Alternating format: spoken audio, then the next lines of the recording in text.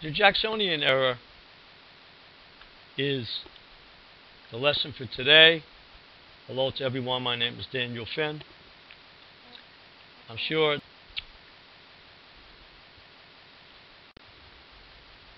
Andrew Jackson, as I mentioned, he was called Old Hickory. He was from Tennessee. He was actually born in North Carolina. His family migrated to Tennessee. And he is the first president that came from the commoner, the ordinary person. All the other presidents, of course, were members of the elite. Four of the other presidents, the previous presidents, came from Virginia. George Washington, Thomas Jefferson, James Madison, James Monroe.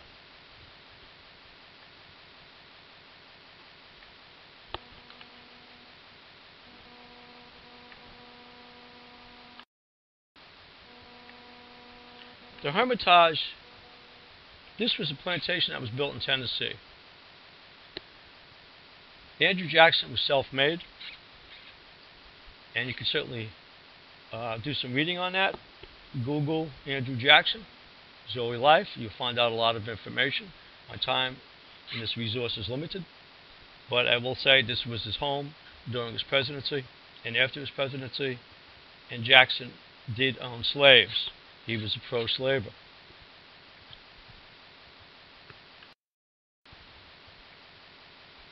County elections.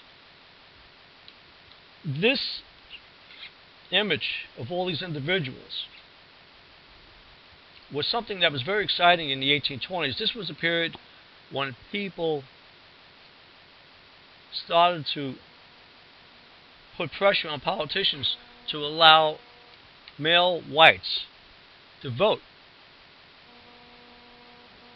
because before they had to have a certain amount of property. They lifted this property requirement. It enlarged the political body politic. If you look at the presidential elections from the 1820s on, you'll see numbers as high as 80% of people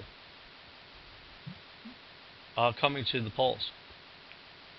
Of course, this democracy, this enlargement of democracy in America, and that's what America is all about. More and more people getting involved in the freedoms of the country. This is a thread that runs right through America even to today. And so county elections was just one example. But remember, Indians were not involved in this. Slaves were not involved in this. And also, women were not involved in this democratization period.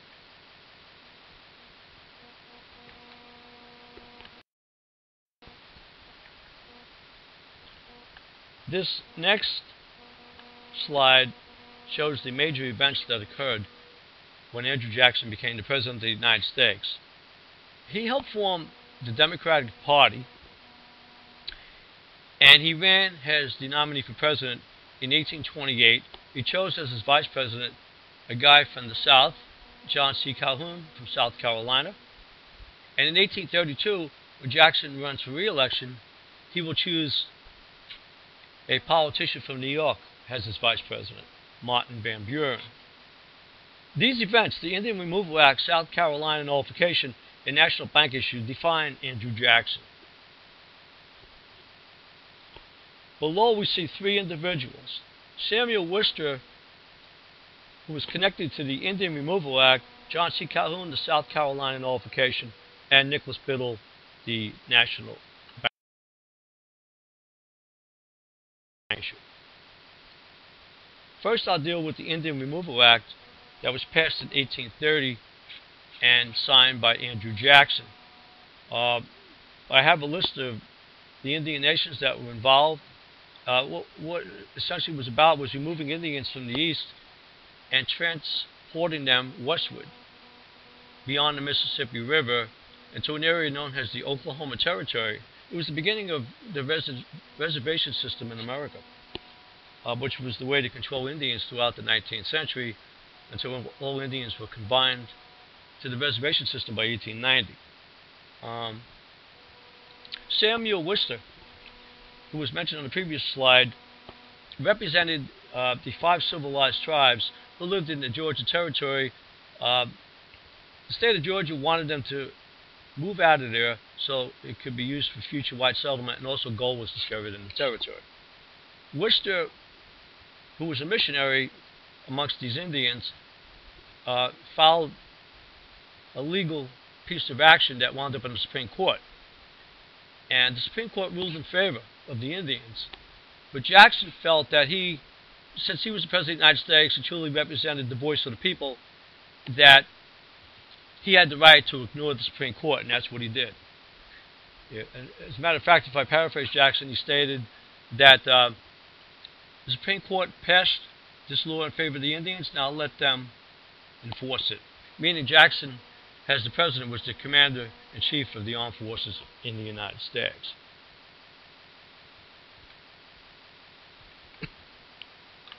Jackson's support of the Indian Removal Act led to a very sad tale in the history of American Indians, with their abuse that was dealt to them by the federal government. The Trail of Tears in 1838. The Indian Removal Act had given the Indians 8 years to remove themselves from the Georgia territory. They were force marched. They were rounded up and force marched by federal troops to the Oklahoma territory, and several thousand died on the way from hardship and also from disease.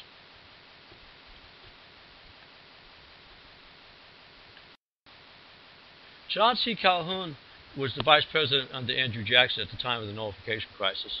He resigned and became Senator of South Carolina to represent the South Carolinians. He wrote what is known as the South Carolina Exposition, which stated that the people of South Carolina will not abide by a piece of legislation that was passed by the Congress and Senate and signed by the President if it is deemed unconstitutional.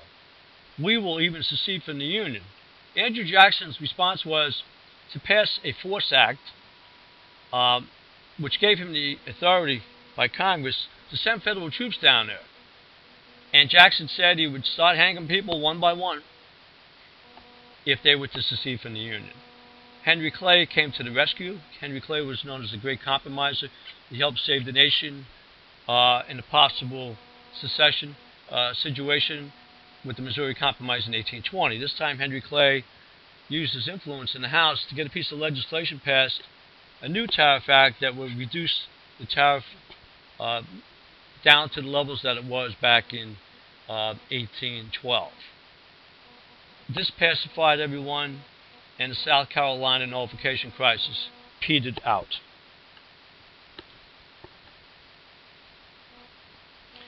Final piece of information that I'd like to discuss about the Jacksonian era is the national bank issue, fight between President Jackson and the President of the Second Bank of the United States, Nicholas Biddle. It was not only over the Bank of the United States, but over democracy. What does that mean? Well, Andrew Jackson was really a fellow who followed the dictates of Thomas Jefferson, meaning that they both supported the common people, they both distrusted the national bank, they both supported state rights over federal. So it was a situation about trust. Andrew Jackson said that the national bank was very bad for the people, that the wealthy, the elite, the aristocrats would steal the people's money. Jackson wanted to crush the national bank, put the money in pet banks or state banks where the money was closer to the people and they can keep an eye on it. This became a matter of importance in the election of 1832. The National Republicans, people like Nicholas Biddle, Henry Clay, Daniel Webster, believed in the national bank. And Andrew Jackson's and the Democrats were opposed. So in the election of 1832, it was decided by the people to give Jackson the presidency again, which destroyed the national bank. The United States would not have another federalized national banking infrastructure in place until the Federal Reserve Act was passed in 1913 under Woodrow Wilson. It knows, right?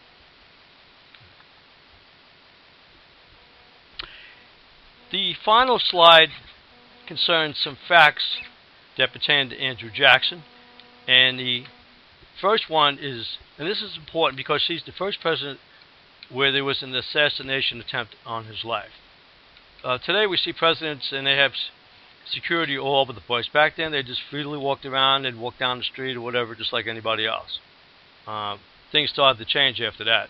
Now, also, you can read about his death.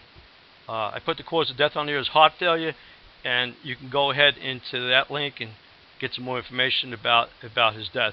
And also, you might want to explore, go into Google, put down conspiracies of Andrew Jackson's death, and you'll find out other people coming up with all kinds of things. So it makes it for fascinating reading. The last fact I want to mention is that Andrew Jackson is the only president that ever satisfied the national debt. How did Andrew Jackson pay off the national debt? Simply sold off federal lands. Perhaps we could do that today. I know the national debt is much higher, looking at about $15 trillion, and I don't really know the value of the land, but you remember underneath that land there's all kinds of goodies, oil, natural gas, and so forth. But it's something to think about, instead of leaving the national debt to the future progeny. Well, anyhow, have a great day, and I hope you guys learned some good stuff. Take care.